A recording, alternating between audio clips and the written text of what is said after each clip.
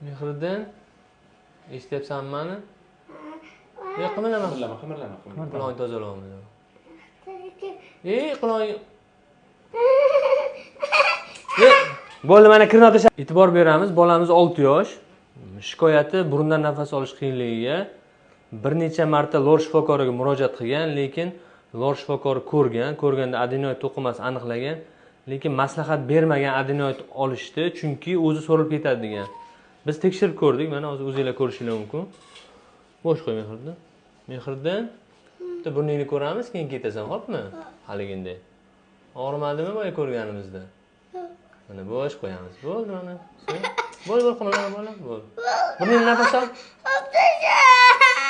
Burningni nafas ol. Bo'l, jim, yig'lama. Mana ko'rishingiz mumkin. Yaqinroq olsiz. Adenoid 3-daraja. Bola umuman burundan nafas olmaydi. Eng xavfli tomoni bolani qulog'iga asorat bergan. Ya'ni ikkita qulog'ida ham suyuqlik to'planib, parda tortilib qolgan. Mana, bo'l bola, bo'l. Mehriddin zo'r bola ekan-da. Mana endi qulog'ini ko'ramiz, balki uyga ketaveradi, ruxsat beramiz. Mana ko'rishingiz mumkin. Quloq parda normada svobodni turadi-da. Bunda ichkariga tortilib qolgan, promontoriumga yopishib qolgan. O'tir. Natijada bolada o'zi eshish pasayish boshlagan. Bu eshish pasayish degani bo'lishi mumkin. Masalan, hozir adenoid olganimiz bilan ham tiklanmasligi mumkin. O'shaning uchun biz tavsiya beramiz. Bola 1 yosh bo'ladimi, 2 yosh bo'ladimi, adenoid to'qimasi aniqlandimi, quloqiga asorat berdimi, olib tashlash kerak.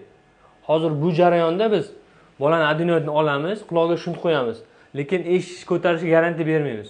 Chunki eshish pastdan tushib ketgan bo'lishi mumkin. Uzoq vaqt o'rta quloqda suyuqlik to'planib qolishi natijasida bemorlarda eshish pasayib ketadi. Mana ikkinchi quloqni ko'ramiz, o'ng quloqni. Keyin ketadi. Mana ko'rishimiz mumkin, o'ng qulog'i ham xuddi shunaqa. Tortilib qolgan, parda ichida suyuqlik bo'lgan, tortilib qolgan, o'zi eshitishga ta'sir qilgan. O'shaning uchun e'tibor beramiz, doim bolangizda nafas olishda muammo bo'ldimi, 1 yoshmi, 2 yoshmi, 3 yoshmi, albatta lor shifokoriga ko'rsating, o'zingizga yaqin joyda. Adenoid tashxisi qo'yildimi, sirazi 2-stepen, 3-stepen quloqqa asorat beryaptimi, tez-tez shamollayaptimi, olib tashlash kerak, tavsiya qilamiz. O'zinglarni ehtiyot qilinglar, sog' bo'linglar.